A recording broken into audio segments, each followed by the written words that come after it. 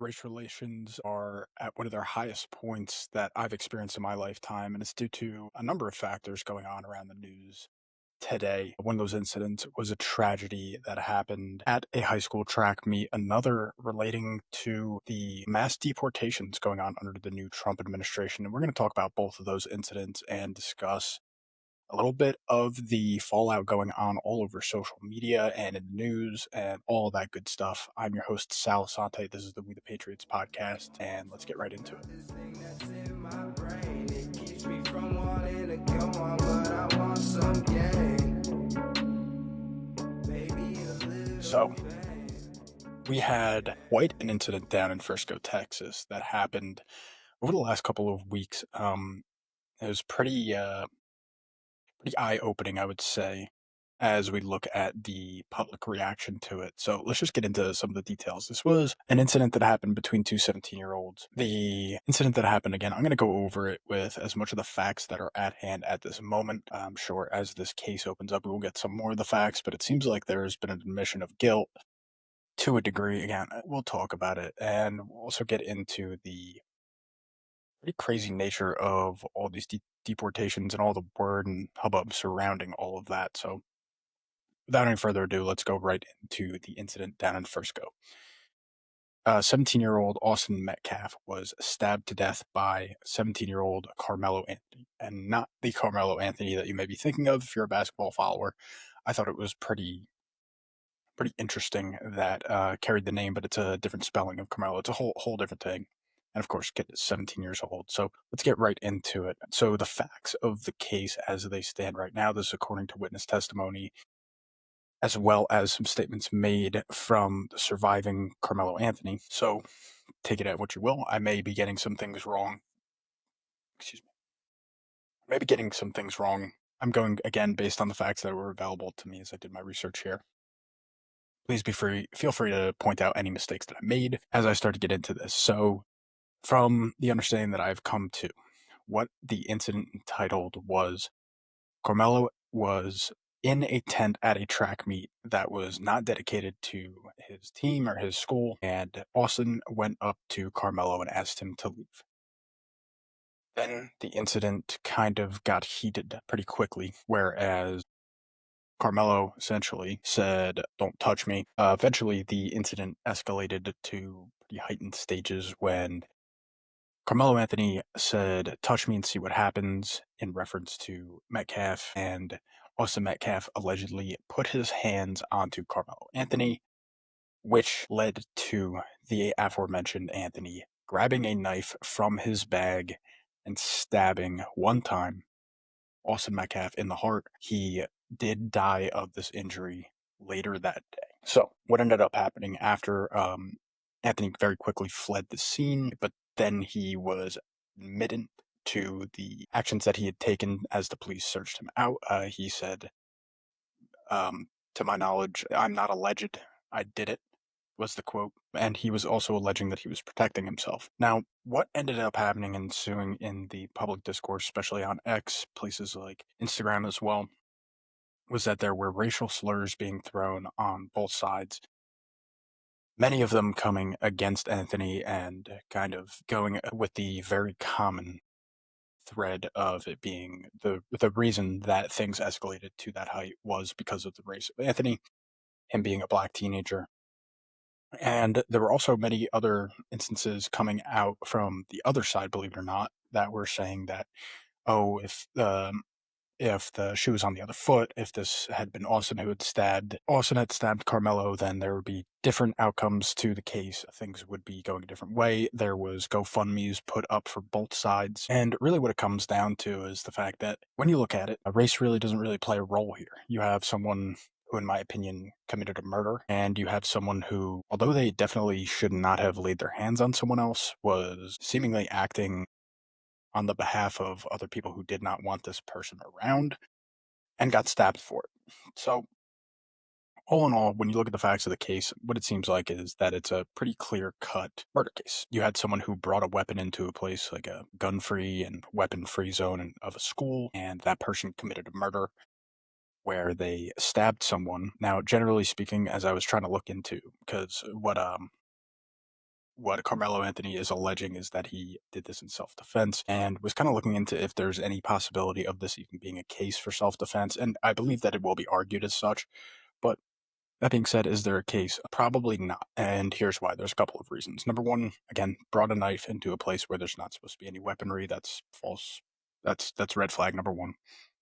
Red flag number two is that anybody who is using provoking language, as the quotes say from witness testimony, where he being Carmelo, where Carmelo stated, "Touch me and see what happens," that would be taken in most cases as provoking language. And when any language is used like that, you kind of get rid of, not kind of, you get rid of and you forfeit the right to self defense because you provoked someone into doing something. And another kind of red flag here in trying to argue for the case of self defense would be the fact that Austin Metcalf did not have a weapon on him. He only had his hands. Yes, he did touch Carmelo, but he did not threaten him in a life threatening situation. It seems like it was simply a touch or a shove, more than likely, in order to get him to leave the tent. And that led to him getting stabbed by Carmelo. So, again, it doesn't really have any implications of race. It really just seems like one of the teenagers got severely aggravated beyond what reasonable judgment would allow for, and took things into his own hands and really used a weapon to do so and committed murder. This is where I think things are going to fall. Now, the father of Metcalf has come out and denounced all of the racial tidings that are kind of going along with this case, which is, I think, a fantastic thing. He is rightfully so upset that his son's life was ended early and is seeking that justice is attained. Now, we'll have to see kind of how things play out in terms of, is this going to be considered again a self-defense, a murder? Based on the way that the law is in Texas, and I am no lawyer, I'm just going based on the interpretation of what would be classified as self-defense or what would be murder. Words and actions taken by Carmelo kind of lead me to believe that this is a pretty clear-cut murder case. Now, what that means, because he is a minor, given that he's 17, he'll probably be treated as an adult. I really don't see many upsides for Carmelo in this case. What could end up helping him out would be good behavior, of course, and um, being a first time charge, it seems that all that kind of leads in his favor. But as it comes to that, it's going to be kind of a wait and see. Again, see if any more details come out in this case. But what ended up coming out online was kind of pretty disheartening from my point of view, as I started seeing many accounts on X, which seems to be the one place where kind of it's not quite misinformation. I think it's worse than that. Just slurs and mischaracterizations of total groups, this being one on the black community. They became kind of rampant. And I think it was pretty disgusting to see. And it's not like mischaracterizations were not being made on the other side, but it was kind of drowned out, in my opinion, about going the other way and saying, blaming all of the blacks, so to speak. And again, it was pretty disheartening knowing that realistically there's a pretty clear cut case of someone who brought a weapon into a place where there shouldn't have been weapons and used that weapon on somebody who was defenseless. To me, again, clear cut case. It's just a murder. But what it did online and the damage that it's done to, in my opinion, what it's done to the discourse online and the way that people are viewing each other is very negative, and I think it can only really lead down bad roads. And I really hope that people take a step back in general and realize the discourse that they're fomenting online and recognize that they're playing a part in it, no matter how small your audience is. Like someone like me compared to someone like we'll say like the biggest, like a Joe Rogan podcast, right? Quite a big difference, but still the way that I try to treat my audience is the same. Tons of respect, and not to try to agitate my audience, whatever audience I might have, into taking bad lines of thinking. The whole point of the show is to try to get you informed, and not only that, informed with good information so that you can make determinations on stuff like this on your own with the proper amount of information. And like I said, I gave you all the facts kind of this case. It's not really like this was an ongoing thing. Now, what many people are claiming is that this was an ongoing bullying incident between Metcalf and Anthony. I haven't seen any clear cut proof of that that may come out during the trial. And I also saw that it was possible that there was, not possible, I saw that it was being alleged that Carmelo Anthony was involved in some gangs. Again, no substantiated evidence, and actually, more than likely, a lot of evidence pointing towards the opposite, that he was not involved in gang related activity. And again, to kind of throwing this stuff out there and calling it misinformation, to me is actually a little bit of an understatement. I don't know if it classifies as disinformation. All these words are kind of stupid in my head. They're lies, straight up. They're just lies. And I'm not in support of that. I'm not in support of throwing that stuff out here on this show. And what I am really striving for is the facts. And I hope that you, as the audience, want to get these facts and make that determination on your own.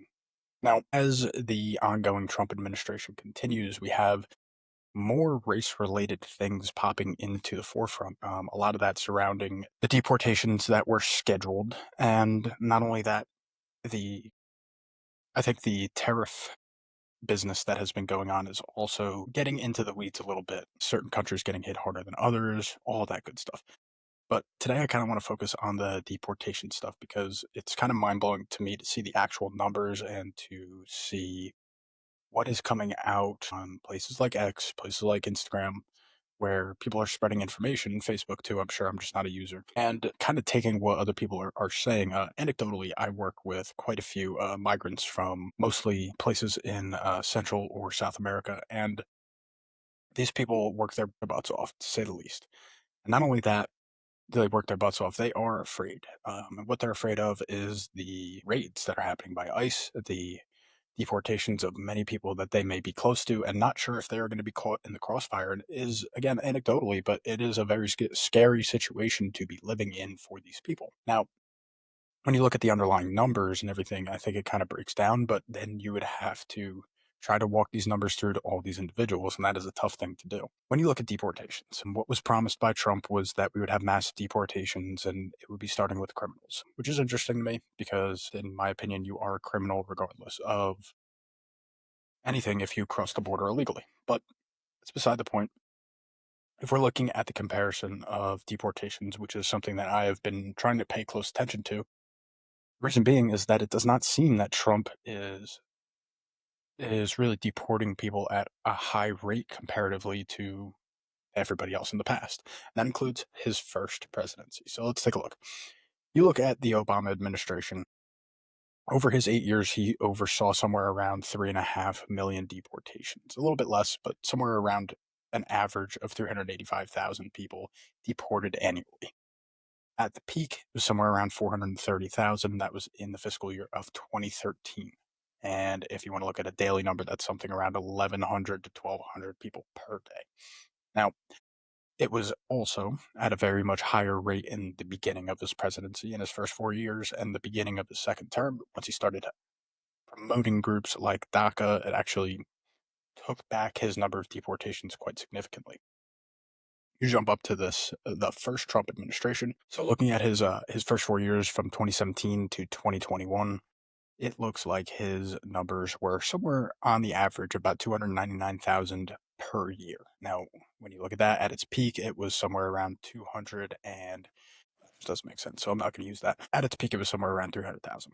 Then you go ahead and look at the Biden administration, where he was getting rid of people at about the same rate as Trump in his first term. So when you're looking at the yearly rate, it's somewhere in the high 200,000s, and the highest amount totaling was somewhere around 770,000 people in 2023, and it's totaling somewhere around 4 million over his 4 year term.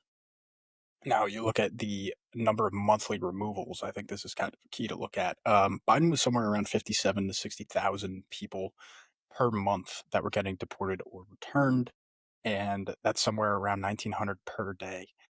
You look at the new Trump administration, it's actually a lower rate than what we're projecting his first term to be at. In the first month, it's somewhere around 37,000 people deported or returned, and it's actually at a slower pace than any of the previous four presidents. So, and that's including him. It's pretty crazy to think about that we have these mass deportations coming out of Trump, but realistically, it's only something around 600 to 700 a day, far less than Biden, significantly less than even his first term, and way less than the Obama administration. It's pretty crazy to think about that the outlook is that Trump is the grand deporter, the mass deporter, and his numbers are just not really backing that. Now, is it targeted? Yes. What's actually, in my opinion, means a lot more to the argument is that people are not crossing at the same rate.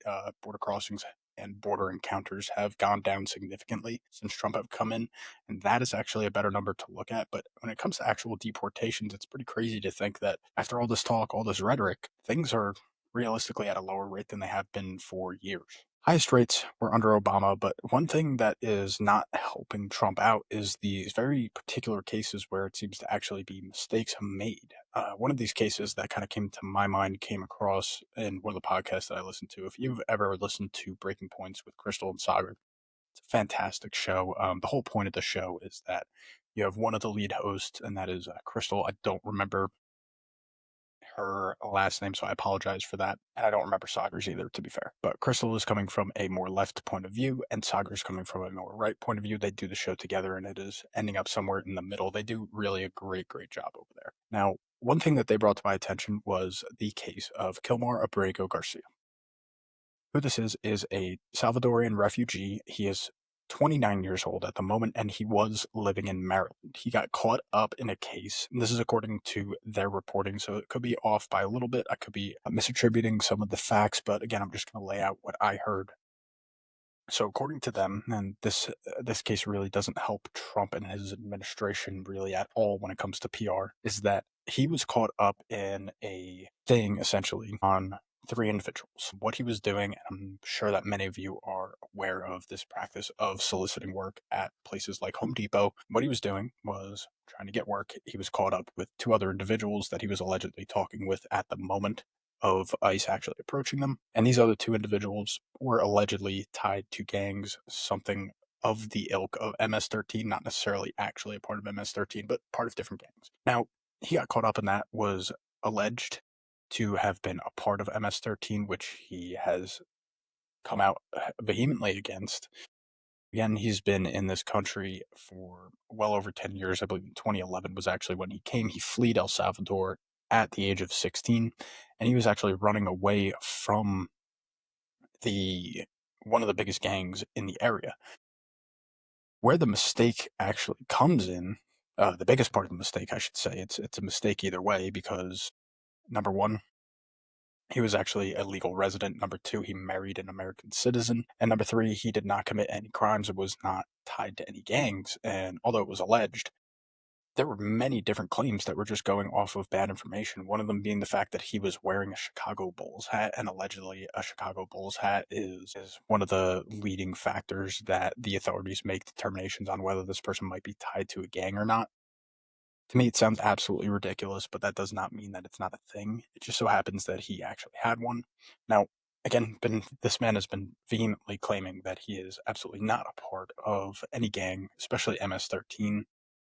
And the judge actually ordered that they cannot throw him out over these pretenses, and he still was. He was granted originally a stay of deportation because of the circumstances of which he fled El Salvador in the first place.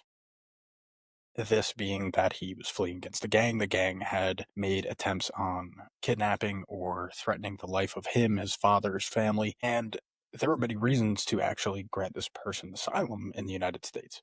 Now, where they sent him is the biggest issue. They sent him to and I don't know if you're actually supposed to say this as one word. I'm just going to pronounce it as the acronym. It's CECOT, and that is the one of the biggest prisons in El Salvador, and it is known pretty well known, I should say, for its inhumane conditions, to say the least, putting people in situations where they are very likely to run into problems. And this is actually pretty ridiculous that he was put into this prison along with many members of the gang that he was actually fleeing from in the first place, and that goes by the name of Barrio. This very issue is putting Trump and his administration in quite a dire spot in terms of PR. The ability of Trump to continue these deportations is going to lower and become lower and lower the more and more that situations like this come up. And it's going to be pretty fascinating to, in my opinion, to continue to watch this because when you're going at the rate deportation that we are at right now, again, somewhere in the mid 30,000s per month. When you look at it annually, you're going to be somewhere around 50,000 if it actually stays that high. It seems like rates are actually going down at this point, somewhere below 30,000. If these people are getting deported at this rate, and you do the math based on the available numbers right now of how many illegal immigrants actually reside in the United States, which is somewhere north of 20 million people. you're going to be not really even making a dent in what is a pretty massive problem in the United States. You could see that over the tenure, over a 4 year tenure of Trump doing the same thing, he's barely going to deport more than 1 million people. And if that ends up being the case, again, you're really not making a dent, and anybody would have to come in and continue the policy at the same rate, probably 4 or 5 presidents down the line, in order to even really see a drastic reduction in numbers. Now, again, one of the biggest things that Trump is definitely contributing to is a lesser amount of migration actually happening, illegal immigrants coming over the border. But again, that being said, the amount that we are actually deporting is not really going to make a dent. And if you have people who are illegally residing in the United States and they're having children, let's just be honest, they have children at a much higher rate than us Americans, and if that's going to be the case, you're really not making a dent. Now, I'm not trying to say that if you're born in this country that you don't have resident status or shouldn't be a citizen. That's not what I'm trying to argue right here. What I'm trying to say is that what we should look at is the overall numbers, and the numbers are not really pointing to Trump being a true deportation president. And if that's going to be the case, I think that needs to be the bigger story. Now, again, stories that come out like people like Garcia who are being deported under false pretenses, or maybe they're having stories made up about them and pushed by the vice president of the United States. I did see JD Vance post pretty much everything that was not factually true about this man. He posted like a 3 fact sheet on Twitter, one being that he wasn't a United States citizen or resident, two being that he was not here legally whatsoever, and three being that he was a criminal. I might have mixed up one there. It might have been, I believe he actually posted, I'll see if I can find the tweet and post it here. I believe he posted that he was a part of MS-13, and all of which are not proven true. And it's just unfortunate that such an obvious case has come up and the Trump administration has failed. Because realistically, this was one of the mandates that Trump got into office with, was that he was going to be deporting criminals, and instead it seems like there are more and more cases coming up every day where someone who really isn't a part of this criminal class is getting deported. We're gonna have to wait and see on this one too, but all I'm trying to say is that anecdotally, these relations are pretty high. I did hear a story from one of the people that I work with, basically saying that there have been a couple of instances now where they've run into people on the street, white people, that have given them Snickers or said something along the lines of, "Why is that person still here?" Like behind their back, like, but everybody knows you say something under your breath and it's still going to be heard. And to me, it's kind of disgusting seeing how the current climate, the race relation in particular of the United States, is really seemingly going backwards, is really negative in my eyes. It was interesting to me how Trump, in his first term, one of the biggest dividing factors was race. But that being said, he was, number one, a very pro black president. There was a lot of sentences communicated by him allowing this narrative that could have been built up that he was very pro black or very pro minority. And instead, it seems that it is going backwards again. We'll just have to wait and see. Have to wait and see. Unfortunately, I don't have a definitive argument to make at this point, but my biggest thing that I can kind of try to give out to my audience here is, if you made it this far in the show, do your best to be a part of the solution and not the problem. And that's not just on these issues, but specifically when it comes to race related issues. Because I don't know how the older generations were brought up, but the way that I was brought up before everything kind of went, I would say, towards the anti racist side, and I'll get into what I mean by that in a minute. How I was brought up was that you don't see color. The person is made by the character that is inside, not what you see on the outside. That is whether someone has disabilities, whether someone is a different race than you, someone is a different gender than you. All that matters is what's on the inside. And I thought that that was actually a great way of looking at things. And it is how I try to live my life day in and day out. To me, all that matters to making a determination on whether someone is a good person or not is their character, not the color of their skin, not their gender, not even really how they live their life, but how do they treat me and others outwardly as I can see it. Because that's the best way, in my opinion, that you can make a judgment on someone. But recently, um, and this happened a lot during, not so much during Obama, but a little bit, and a lot under Biden, was this anti racist feeling. And what this anti racist feeling is, I believe it was Ibram X. Kendi, I could be wrong, but I believe that he wrote a book that was specifically titled Anti Racist something. I don't have the title on top of my head, and I did not read the book, so I cannot vouch for it too much. But basically, the idea being that you have to actively seek and put down instances of racism.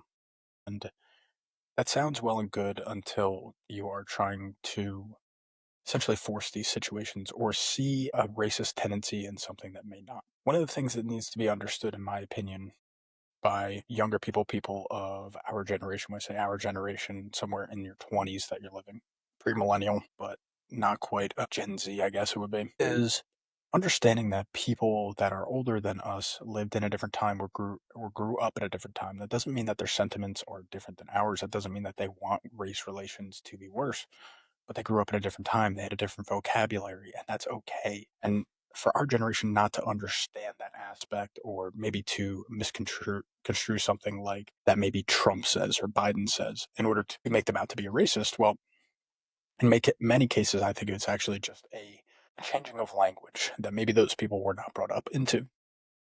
They were not in school for. And I don't think that we can count that against their character or, again, kind of use that as an ability to call them racist when realistically they were born into a different time. Now, what can we do with our children and how we live our lives? That's totally different. Growing into a better America, especially in terms of race relations, that is on us. But as we're trying to apply our values and things that we learned on older people, in many cases, you're going to find that not only is it not going to work, but you're actually going to cause more of a rift and more division just by simply trying to apply rules that these people don't really know to exist, they weren't brought up in, and they just don't understand. Trying to use this argument of being an anti-racist, or what you're seeing a lot of it during the Trump administration actually is being a. I heard somebody say this the other day, and I wish I had the name off the top of my head, but I don't. But somebody said you have to be anti-Semitic, and I think that's a great example. Although it's not quite racism, it has a lot of the same tendencies because you're lumping together a bunch of people into a group and calling them something when you're talking about being anti Semitic. The problem comes when you are making assumptions because someone is saying something against possibly the state of Israel, and you're misconstruing that to mean that they are actually anti Semitic. This is where someone who's claiming that you need to be anti Semitic or anti racist, this is where I think their argument not only falls flat, but it's detrimental to the conversation. Why do I say that? Well, if you are constantly seeking out different issues that may be in that gray area and calling that person automatically a racist and anti Semite, you are, in my opinion, more of the problem than that person. When you are misconstruing, and I think again the best example for today is the anti-Semitism debate. There are many things that I think an average person, forget about American, just an average person in the world could be critical of the state of Israel for. Whether that's how they treat hostages, whether that's how they treated this war in Gaza, whether that's how they treated essentially their entire existence as a state since 1948. And if being critical against that is anti Semitic, well, then I think we need to find a new term that is anti American that's actually stronger because everybody at some point or another has been anti-American in their rhetoric to that degree, has criticized something that either the Trump administration has done, the Biden administration has done, the Bush administration has done. Any administration has done something that has gotten criticized both internally in this country and externally by the rest of the world. Do we have the, are we supposed to? Are we supposed to call that out as anti American? I would say no. And I think a lot of people would agree with me that no, we're not supposed to call that out. So, if that's the case, you can't make the argument that we have to be anti-Semitic because in most cases, what that is, and I'll bring together someone who I mention somewhat often, is Ben Shapiro. And many times when he is critical of someone like Ilhan Omar, are there cases where she may say some things that are lending towards a possible anti-Semitism? Sure. But a lot of the cases that he likes to bring up on his show, claiming that she is anti-Semitic, are things where she is just being critical of the Israeli government, how they're perpetuating the war, how they are treating Palestinians or Arabs in general. And for that, I think they actually deserve quite a bit of criticism, especially by the people who are being persecuted by that state, by that country. If they're not allowed to be criticized, then they become God status. And in my opinion, that is exactly how you lead into something like another Germany during the Third Reich, how you lead into another Hitler regime, because not that Israel has the capacity that Germany had or even does have to this day. That's not really what I'm getting at. But maybe it's actually better to make a comparison to communism under Stalin. If you are unable to criticize the regime, if you are unable to control the narrative to the point where there are people all over the place trying to criticize what you're doing as a state, this being Israel in this case, and you don't allow it, or you're trying to control the media in order to spin things in your direction, well, you become an untouchable. And if you become an untouchable, you have the ability to do some pretty sick and violent things. And I think that that is the place that Israel's in today. Do we allow this to continue? I say no. I think it is our place as Americans to continuously and relentlessly stand up for our freedom of speech. Now, if you remember the order of operations here on the First and Second Amendment, number one is the freedom of speech. Number two is the right to bear arms. And it always goes that the Second Amendment protects the First Amendment. And if we lose either one of those, I think we no longer become, or we no longer have an ability to claim that we are different from the rest of the world. That is what makes up America. There are tons of other amendments and very important ones at that. But the First and Second Amendments are the really bedrock of our society being very much different from the rest of the world. We need to continue to maintain that. And one of the biggest things is not that we're going out and perpetuating racism or anti Semitism. That is absolutely not what I'm saying. However, having the ability to speak without the threat of being arrested, of being persecuted by law, by speaking your mind and allowing the public forum to act as sort of a marketplace of ideas. I think that is the best route. That is how we maintain our American status. And the best way to combat bad speech is with better speech, with more speech, and corrective speech, and being able to provide the facts in a scenario and not just browbeat someone with the idea that they are wrong because they are anti your ideas. This has been the show today. I hope that you go out into the world and make it a better place. This is the Holy Week if you are Catholic or Christian in general. We're celebrating Easter, and I wish you all a very, very happy Easter this week. We will be back next week with some sort of show. It'll probably be lighthearted and hopefully away from all of this nonsense that continues to happen all across the world. I've been your host, Sal Asante. This is We the Patriots podcast, and I hope you all have a fantastic week. I wish I were the fucking state. I wanna be something, not nothing. Trapped inside my dream and I'm running away from these demons. But the feeling's so good, I'ma keep dreaming.